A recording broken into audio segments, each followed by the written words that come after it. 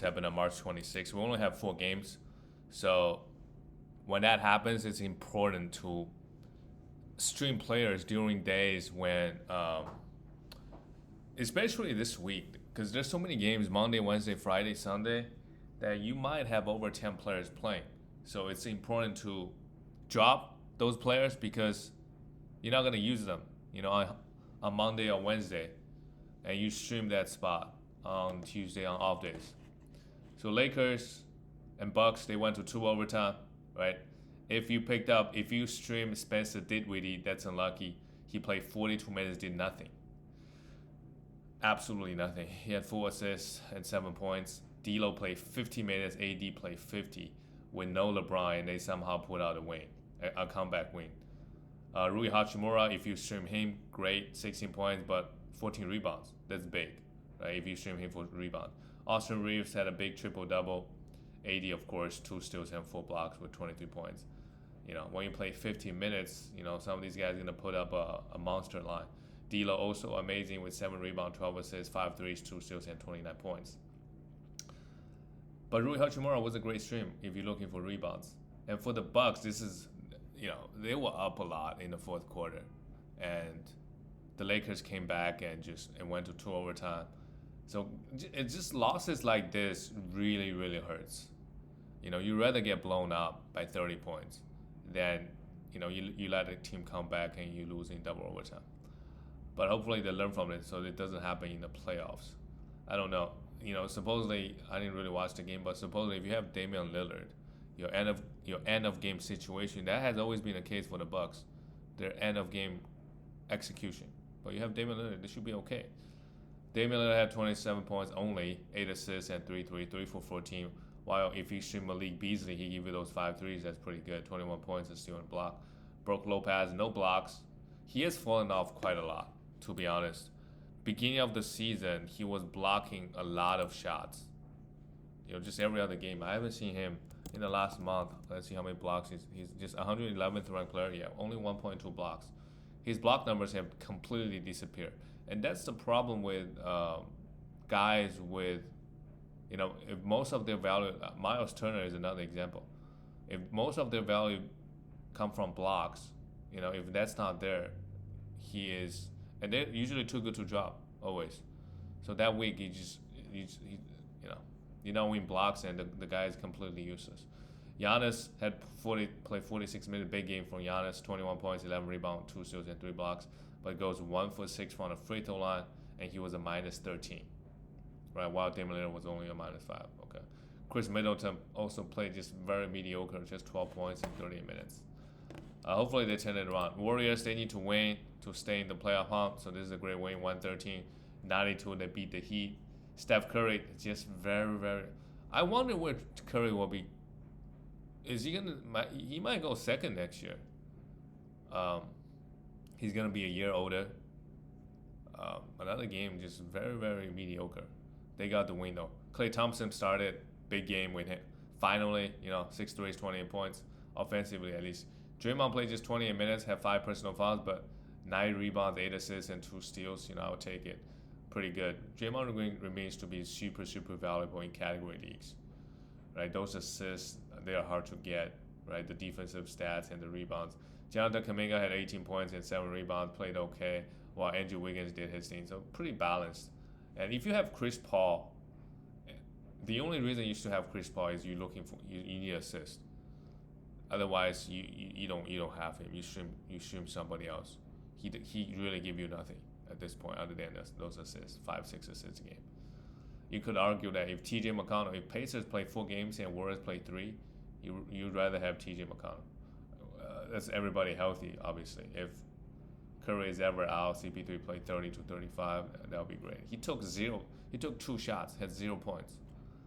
For the Heat, Bam Adebayo, big game offensively at least with Jimmy Butler out.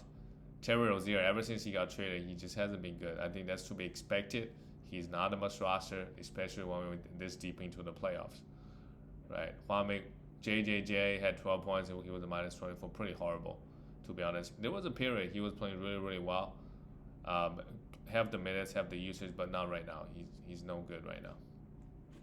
But Warriors with this win, let's just check out the standings real quick. The Rockets did not play yesterday, yeah. So they are just one game ahead of the Rockets. They gotta start. They gotta start winning some games. The Rockets are kind of coming. The next game is the Oklahoma City Thunder beat the New Orleans Pelicans 119-112. Look at Shea, so locked in. Shea, the past two games, yeah, I think he's gonna lose the MVP race. More and more likely. 24 points. I mean, he's also fallen off quite a bit. This is still a great game, right? 24 points, 8 assists, and 2 steals in the last month. Just check the top of the rankings. Actually, the number 1 ranked player is AD, right? Shea was just the 6th ranked player. Paul George is the 5th ranked player. Wow, amazing stuff on Paul George because he's shooting 54%. But AD in the last month is the number 1 ranked player. AD this year, AD. If you draft AD somehow in late second, crazy. For the most part, he stayed healthy, putting up consistent great numbers, games in and out. Last year he was also okay, but I think in the playoffs he missed a lot of games. That was the impression I got. That's what I remembered. Let's see how many games. Look at AD. Wow. 23-24 season. He played 68 games. Wait, is that this season? I just get confused. Wow. Last year he played just 56. This year he already played 68. Is that right? He already played 68 games? Let me just double check. That's crazy. Yeah, AD played 68 games. We have like 3 weeks left in the season. Yeah, he played 56 games last year, right? And then 40 games the year before, 36. So he might, this is probably the healthiest he's ever been in the last 7-8 years. Good for him, but we don't know what's gonna happen next year. Josh Giddey, if he's out there on the waiver wire, maybe just take a look at him again. 5 threes, 25 points with 9 rebounds and 4 assists. This is not bad. This is good stuff. Chet Holmgren bounce back game with 16 points and 2 blocks and 9 rebounds, and Jalen Williams had 26 points and 3 threes. Okay, this is a great win for the Oklahoma City Thunder. And then for the Pelicans, there's just a lot of weird stuff going on with the minutes, to be honest. Valanciunas all of a sudden, who's been doing well all season, getting 20 minutes. This game gets 10. Zion Williamson played well. 29 points, 10 assists, and 3 steals. The assist number has been up for Zion, and he went 9 for 10. Trey Murphy had a rough game the game before. This is a good game, 16 points, 4 threes. He remains to be a must roster. And Herbert Jones continues to put up numbers. Yeah, these two guys, as long as Brandon Ingram is out, and also they have games on Thursday and Saturday this week, this Pelicans team. So you want to keep these guys a little bit long. Larry Nance Jr. played 32. He's also a great stream, but just somehow didn't do anything. But I would still stream him on Thursday on a low volume day. With Brandon Ingram out, he could have a big game. This is just didn't play well. CJ, the minutes is great. CJ 23 points, 6 rebounds, 5 assists, not much, but I'll take it. The Pelicans. Speaking of the standings in the West, the Pelicans right now, they were also making a push. Yeah, the Pelicans are 5th seed. Oh wow, the Mavericks are kind of coming. They won 6 straight. So the Mavericks actually, they make a late push with 10 games left. They could be the 4th seed. All right, last game of the night. Oh, speaking of the Mavericks, wow, they blow them out. This is impressive on the road. And Luka, 28 points, 11 rebounds, 6 assists. Luka doesn't need to do much. Kyrie had a big game. He was a plus 28, 20, not big game, just average 24 points, 4 threes, 8 assists, and 2 steals. How about Kyrie Irving? How many games did he play this year? Kyrie Irving is the 9th ranked player. He played 50 games. I think he missed a good chunk in the beginning of the season.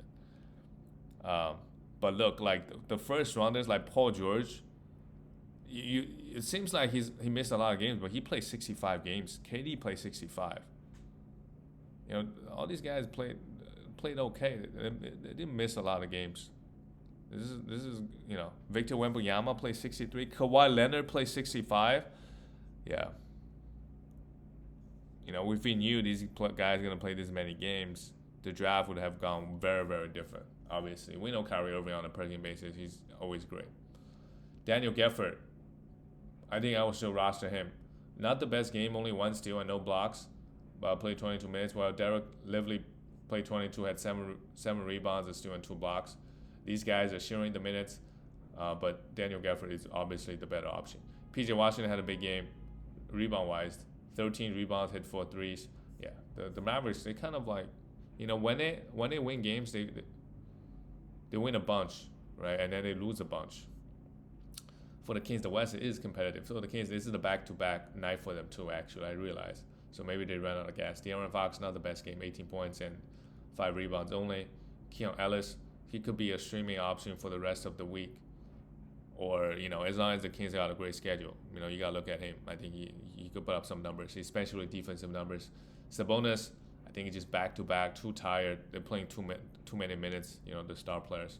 So this is just, I guess, a schedule loss for the Kings. That's it, guys. I'll see you tomorrow.